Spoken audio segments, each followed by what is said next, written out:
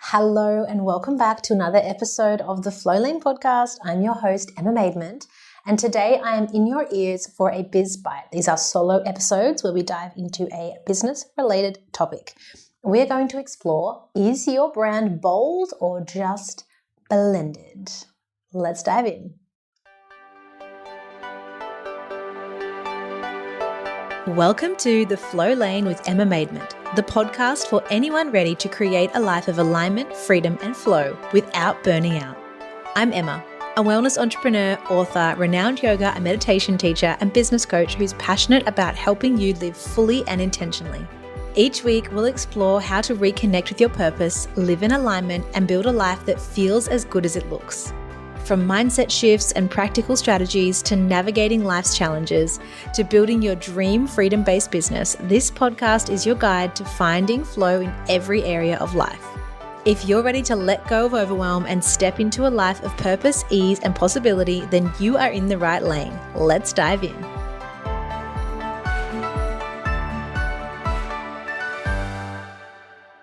Let's cut straight to it. Is your brand actually bold or is it just blended?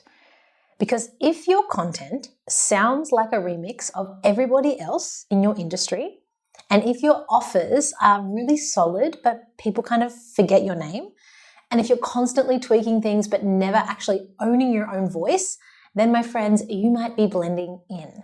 Now, in today's market, bold brands win. Not because they're louder.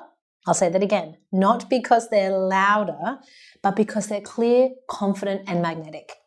So I want to talk about that today and what that looks like. I'm going to take you through some exercises and how you can actually shift your brand today. So let's dive in. The opposite of a bold brand isn't a bad brand, it's an invisible one. Oofed.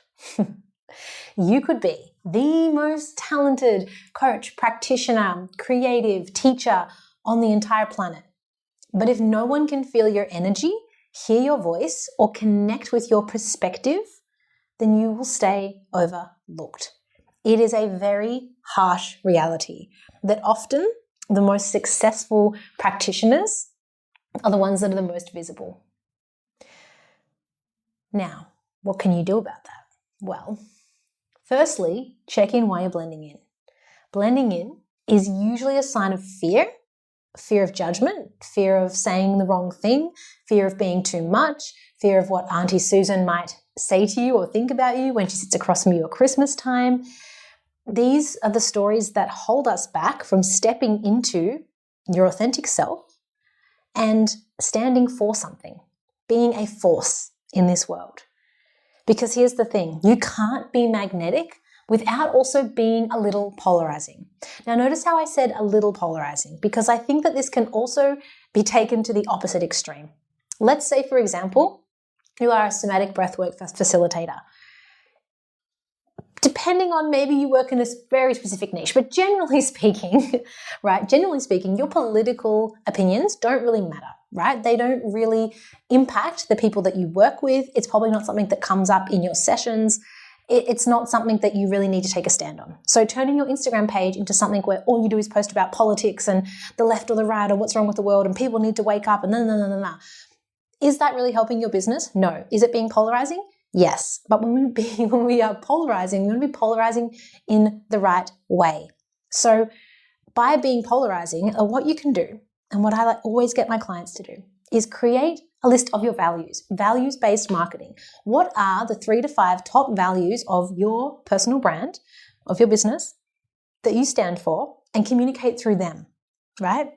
So if in this case you are a breathwork somatic facilitator and one of your brand values is, say, integrity, in the way in which you share these tools, right?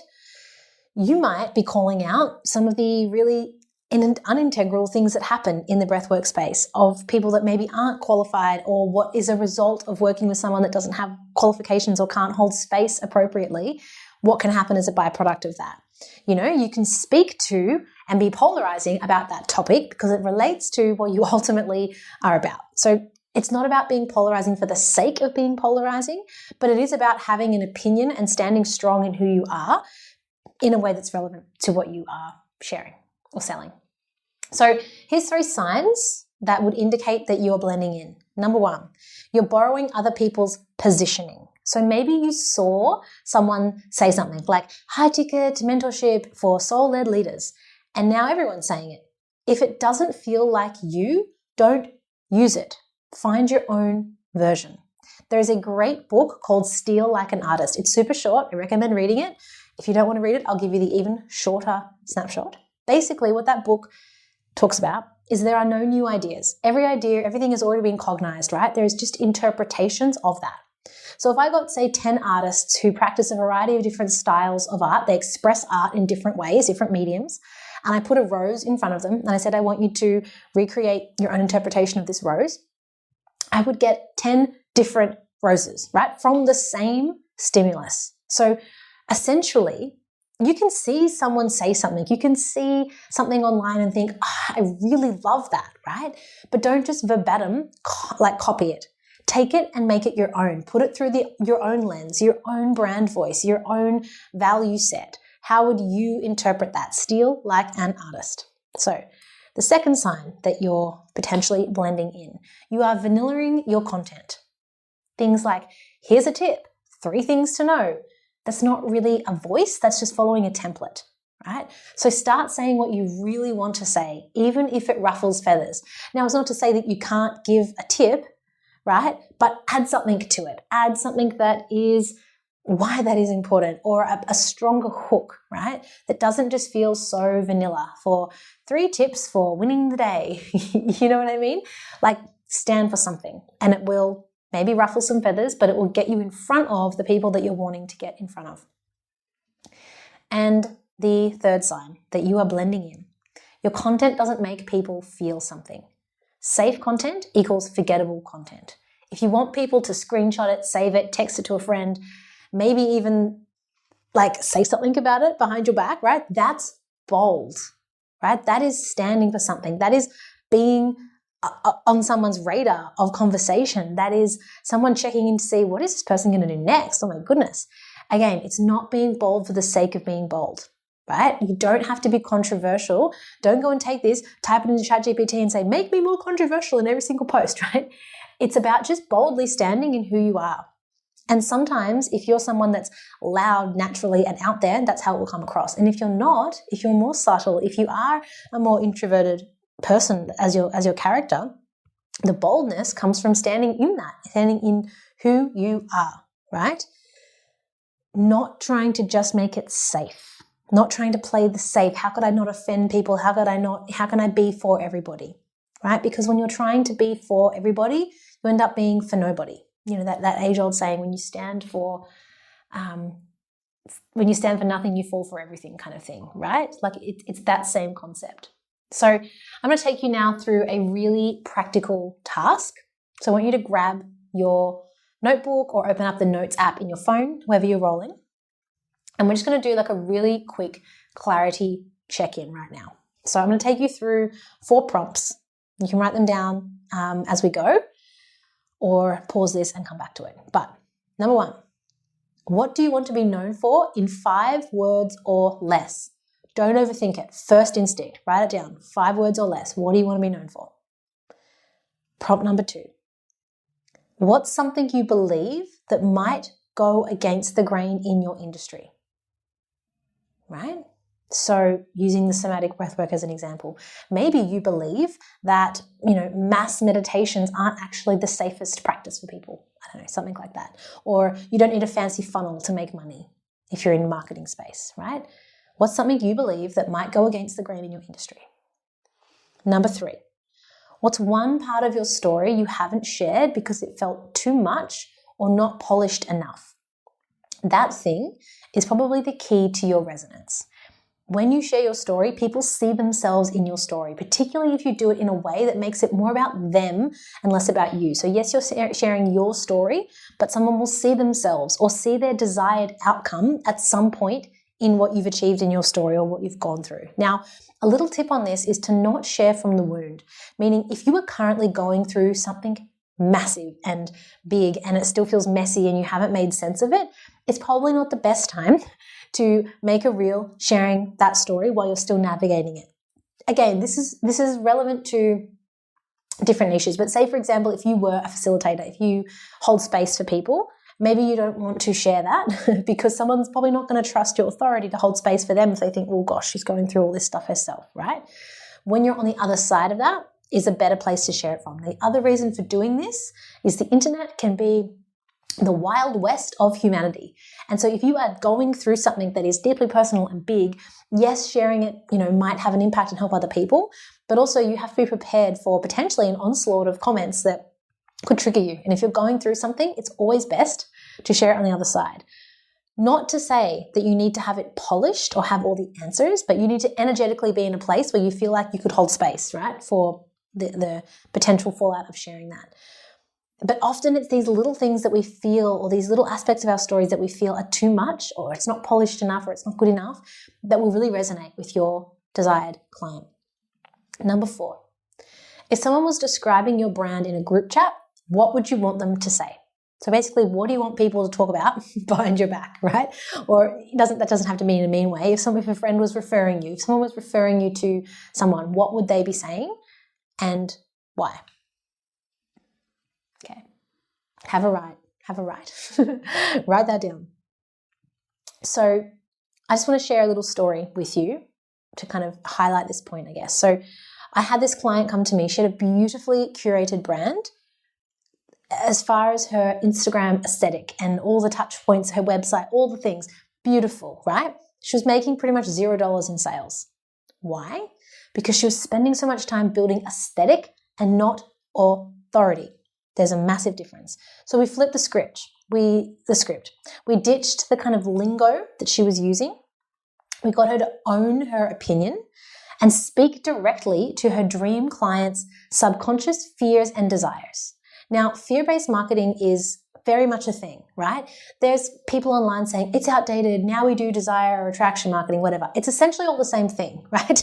People's fears and their desires, there's not too much of a difference because we fear that we're going to miss out on what we desire, right? But essentially, you just need to get in the mind of what does your ideal client want? What's holding them back from getting to what they want? And how can you be the bridge that gets them from where they are to where they want to be?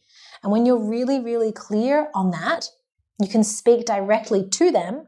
It builds the authority for you to be the most obvious choice for that person to work with. So yes, you can use things that make you seem relatable to that person, that make you feel safe to that person. They might see, oh wow, like this woman's a chiropractor and she's also a mum and she treats other, she does women and children. Oh, but she's a mum, so she gets it. So therefore I'm not going to feel bad if I go in and my kids, cry in the session or, throw the toys everywhere or whatever it is, because I can see that she'll relate to me in that way, right? That creates safety, trust, and authority in the same way as you also showing up and showing the desired outcome of that person with a regulated nervous system and their children having the same desired outcome. So what happened when we did all of this? Suddenly, sales emerged. Engagement picked up. Momentum started to happen. Not because she did more, but because she finally showed up as herself, right? It isn't about making the most beautiful Canva graphics because, yes, those things can look beautiful and can be amazing and can be a part of a brand strategy. But people don't really resonate with logos and branding and whatnot as much as they resonate with you. Obviously, it can be industry specific, but overall, if you look at even the biggest brands in the world, they work with ambassadors. There's a reason why Beyonce has been the face of Pepsi. And, if you look at every brand, they buy ambassadors to put a face to their name, to their brand, to their logo, to their website. You have the same opportunity. It's just that now we live in an age where we have these little apps on our phone that connect us with millions of people from around the world.